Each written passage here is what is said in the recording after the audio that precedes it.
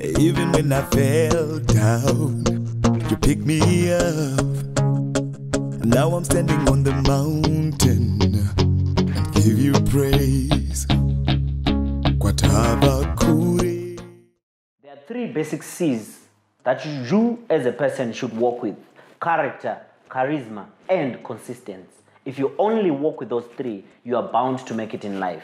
Hello Zimbabwe, welcome to yet another episode of Rock Bottom, a show that is designed to motivate, inspire, and change lives through one's life testimony.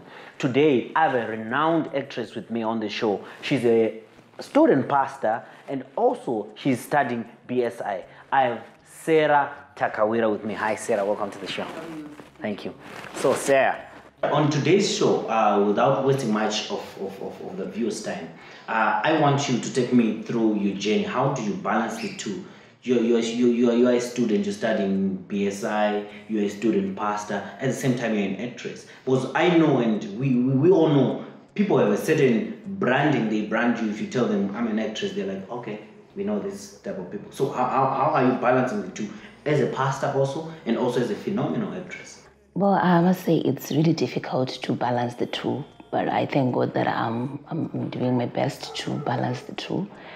And it's difficult for the world to accept that you're an actress at the same time you're a pastor, because some other people, the way they see an actress, they see it in a different way, the way I understand me as an actress. But me being a pastor, it's by calling, and me being an actress, it's a talent that God has given me. All right, okay, fine. To try to explain, probably there's someone who akatozvivarira mukakakuni kawo kuti arikutya kubrandwa, kuti people vanozondibranda kuti ndakadai so, people vanozondibranda ndakadai so. If you're gifted in doing something, should religion draw lines, or should religion be my barriers? I personally don't think so, because happiness is you. You do what you want to do with your life. If you have talent that you have, follow your talent. Do whatever that you feel it's good for you. Because so in personally, I do what I feel. I have a calling to be a pastor. That's what I'm doing, pastor. I have a talent to be an actress, and I'm doing acting. Okay, fine, Sarah. So take me through. I want you to take me through your journey, the moments that you were lowest in your life, the moments you thought, you know what, there is no God anymore, the moments you probably thought you need to take your life. Take me through the journey.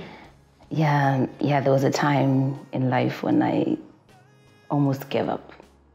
Yeah, I remember in 2013 when I lost my father.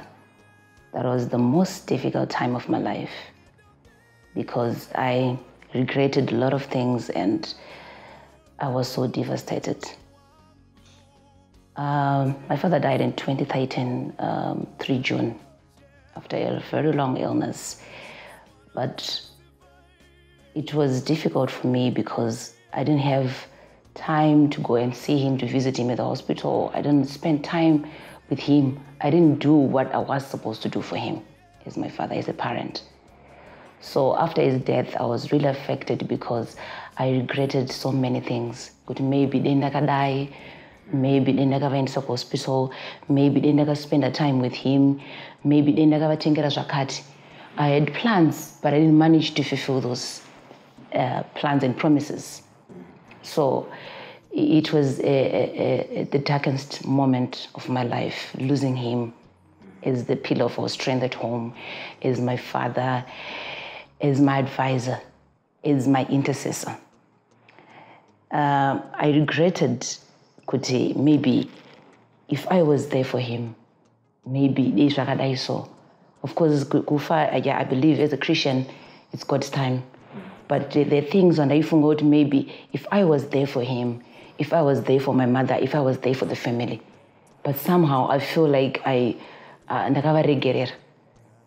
time maybe I was supposed to go. Right. In that grieving moment where you started taking the blame for things that you wish you had done for your dad, how did that really drag you down in terms of your career, in terms of your profession, in terms of your personal life? Yeah, it did. It did. I had so many questions to God. Yeah, the way my father died, it's a long story, but it affected me to an extent that I told myself that I have failed because I couldn't be there for my family. I couldn't be there for my mother. And then there's also a time, along that time when I was mourning my father, I also engaged myself in an abusive relationship. And it really affected me because it was now coming from all angles. Where you meet someone, you think, now I found comfort.